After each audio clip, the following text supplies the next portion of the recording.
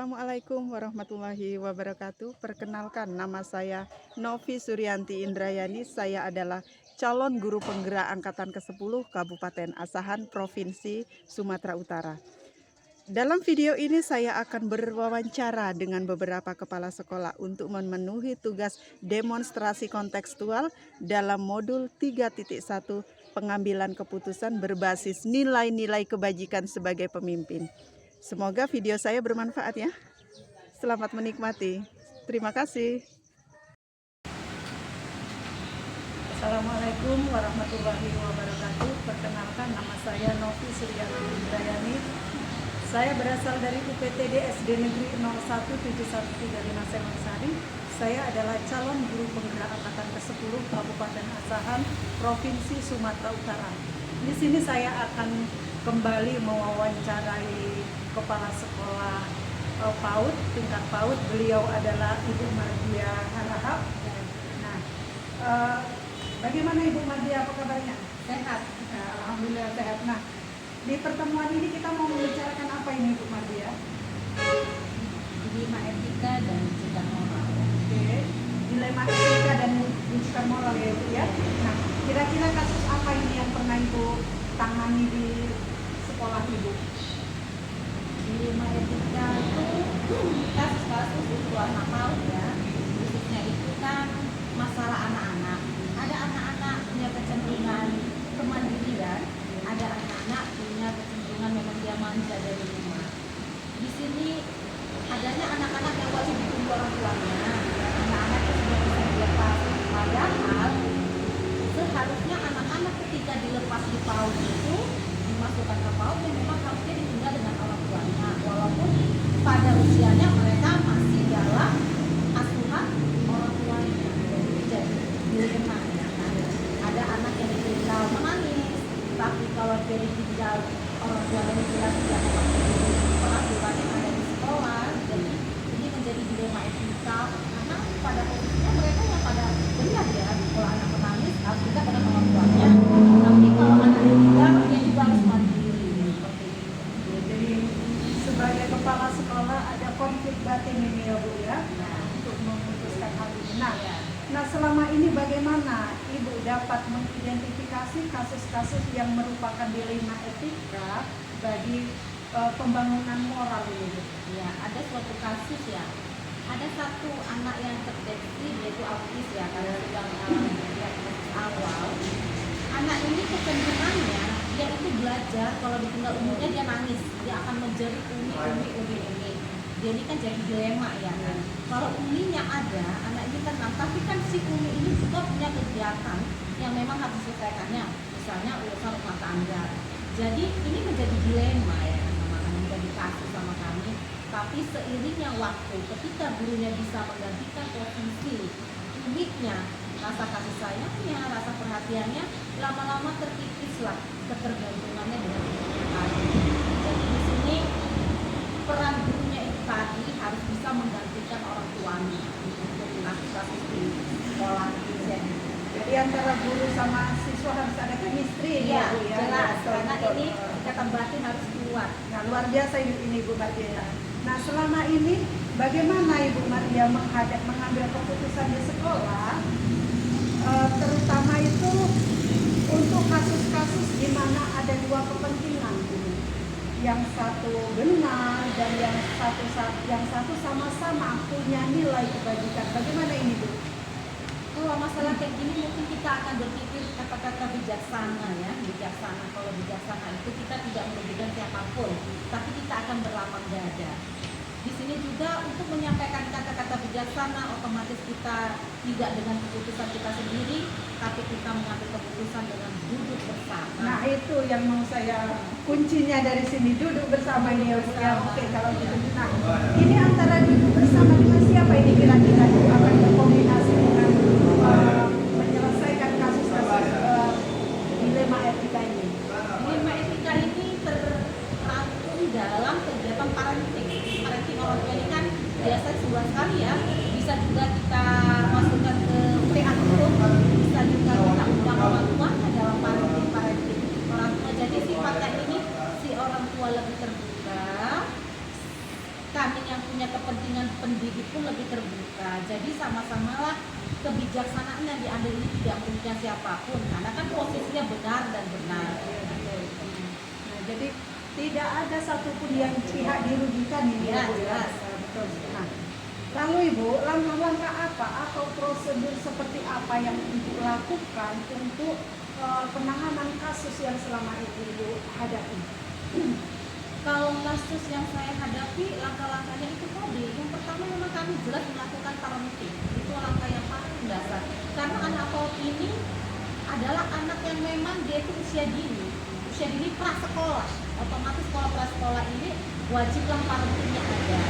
Setelah parenting yang langkah kedua itu kami bikin PA group tadi. Yang langkah ketiga itu ada langkah-langkah di mana itu ada satu hari anak-anak itu dan orang tuanya seperti berkumpul di hari Sabtu ya, itu seperti pengembangan diri juga. Biasanya kan anak-anak kumpul, orang tua kumpul di situ lah seperti sebuah wadah ya kan.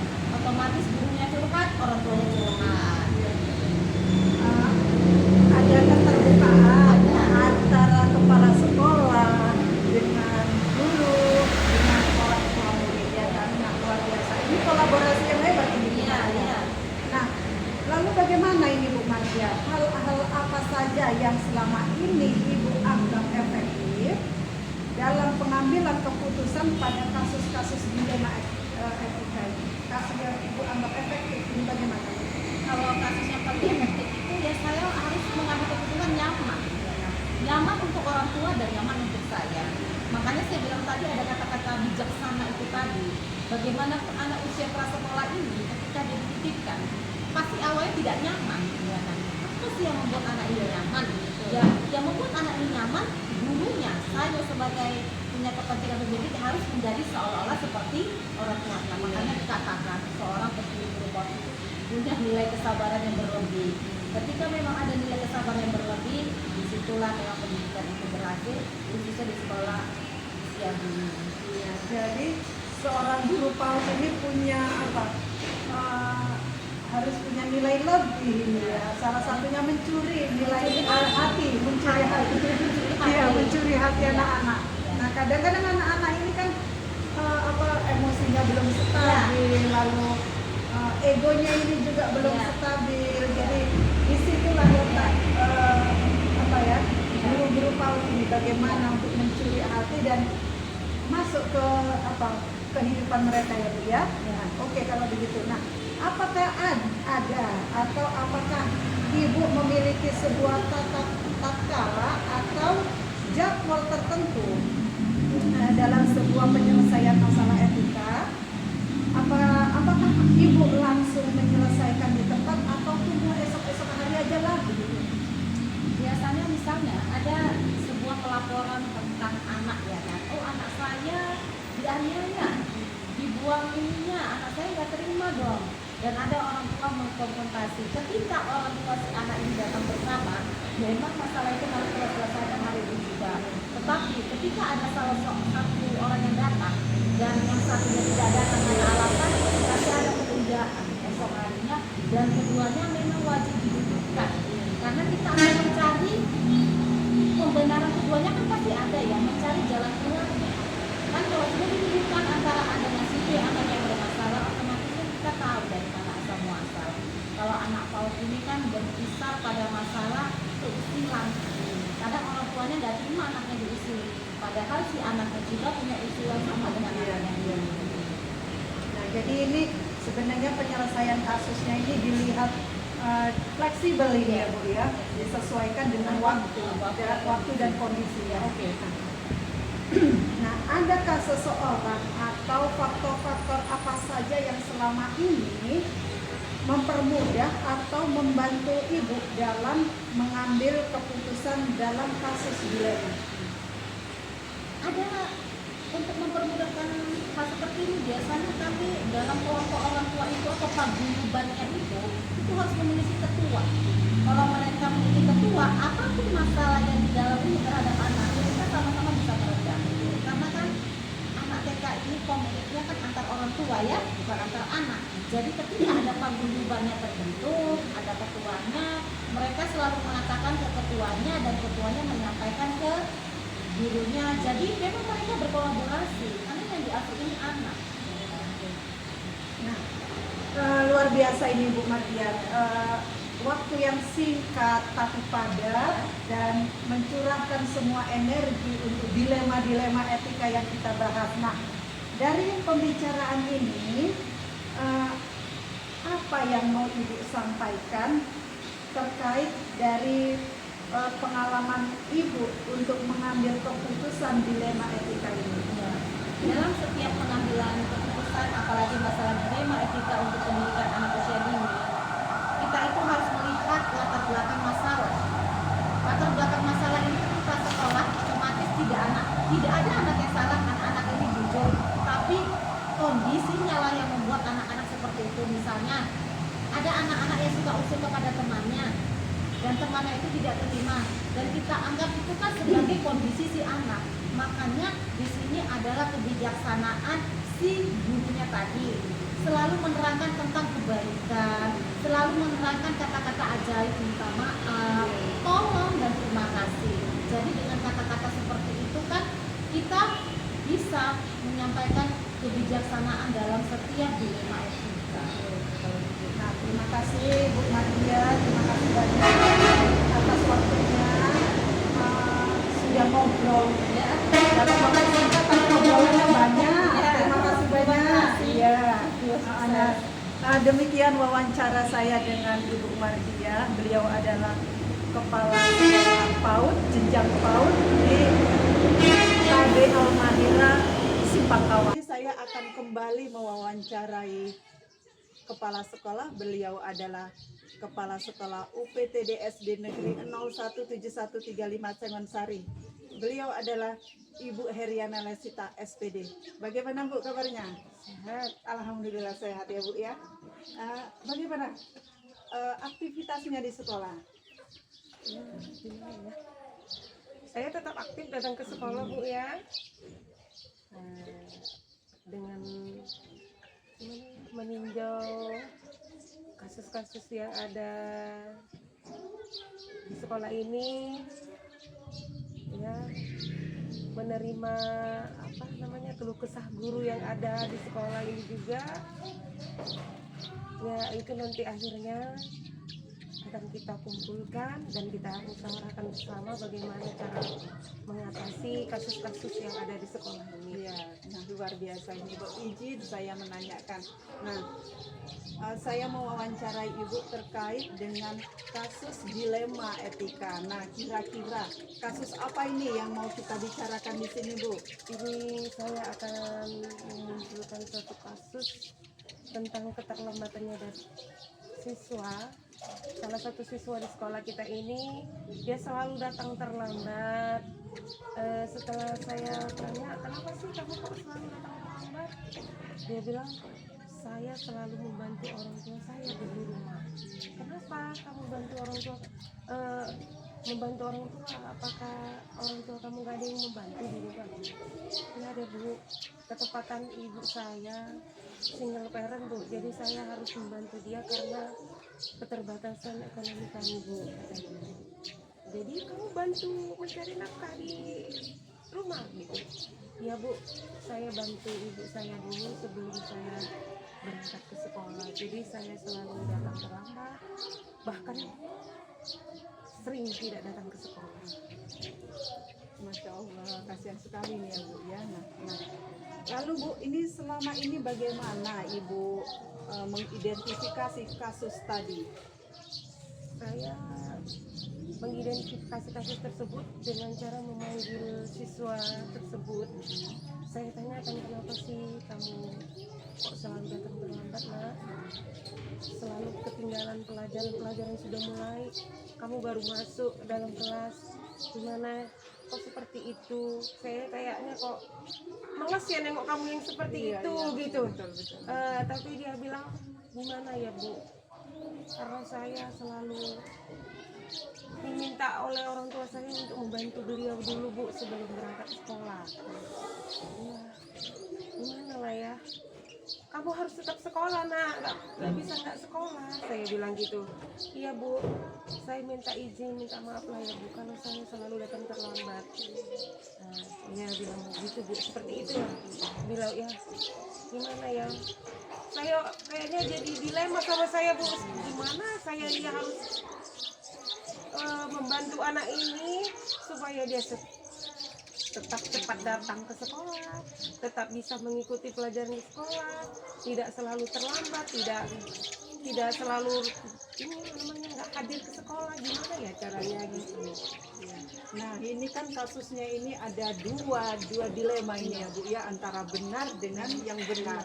Yang satu membantu orang tuanya itu sebagai bukti bakti kepada orang tuanya, yang satu kewajiban sebagai anak untuk bersekolah, hak dia ya kan Bu ya. Nah, jadi dari dua kasus ini bagaimana ini Ibu menjalankan pengambilan keputusan? Ya saya kumpulkan semua guru yang ada di sini bu, saya tanyakan kepada beliau mereka gimana cara kita mengambil keputusan. Saya mau tetap anak ini sekolah, jadi kita musyawarah kemana, dia harus tetap sekolah. Nah, jadi saya mohon bantuan kepada guru-guru yang ada di sekolah ini, bermusyawarah dengan secara baik, bagaimana kita harus perjuangkan anak ini tetap sekolah gitu. Nah, ini adakah ini orang tua siswa ini yang datang ke sekolah lalu memohon kepada ibu untuk pertimbangan anaknya gitu Bu? Ya setelah kami musyawarah bu, saya kan panggil orang tuanya gitu. Saya tanya orang tuanya, saya identifikasi benar nggak nih siswa ini datang terlambat karena membantu ibu di rumah kan gitu. Saya tanya, kata dan ibu itu membenarkan, benar bu, memang saya minta tolong anak ini membantu saya dulu meringankan pekerjaan di rumah. Nah, terus setelah itu saya juga mengumpulkan informasi bu, saya tanya juga ke tetangga-tetangganya, benar nggak sih ini masalah yang dihadapi, mana tahu orang tuanya ini mengada-ngada gitu kan, nggak benar ya. Saya tanya, benar bu, saya tanya salah satu tetangganya, iya bu benar, dia memang membantu ibunya dulu bu sebelum sekolah gitu. Terus saya cari juga solusi kayak mana ya anak ini supaya bisa cepat datang ke sekolah gitu bu. Saya cari juga gimana ya caranya gitu, ataukah saya gimana membilangkan kepada orang tuanya bu, sebetulnya anak ibu ini belum waktunya untuk membantu ibu mencari nafkah, dia itu memang harus sekolah bu kan gitu. Itulah saya sampaikan kepada orang tuanya bu kan gitu. Setelah itu saya nggak bosan juga lagi bu, saya cari juga bukti-bukti yang kuat gitu. Bener nggak nih, saya takutnya mungkin saya tanya salah satu tetangganya, bisa aja juga nanti dia mengada-ngada kan gitu. Jadi saya cari juga bukti yang kuat. Saya tanya lagi beberapa tetangganya. Nah, memang tetap itu bu keputusan yang dia bilang juga, dia membantu orang tuanya dulu bu sebelum pergi ke sekolah. Nah, setelah itu saya konsultasi pada ahlinya. Atasan saya kan ada di atas saya tanya, bu gimana ya bu mengatasi salah seorang siswa saya ada bu, dia selalu datang terlambat ke sekolah, kadang-kadang bahkan dia tidak datang ke sekolah. Dia katanya bu di rumah membantu orang tuanya mencari nafkah dulu bu. Datang ibu beliau mengasih pandangan sama saya gini, bu, ibu tetap kasih pandangan yang gimana sama orang tuanya. Anaknya bahwa memang anaknya itu waktunya masih belajar, bukan untuk mencari nafkah. Jadi ibu harus pandai-pandai menyampaikan kepada orang tuanya ya bu. Nah ibu beliau itu menyampaikan perkataannya seperti itu sama saya, Bu. Cuma gimana ya? Saya juga harus ngambil keputusan itu kan, Bu. Iya. Tapi keputusan saya tetap anak itu harus tetap sekolah. Saya nggak mau anak itu nggak sekolah.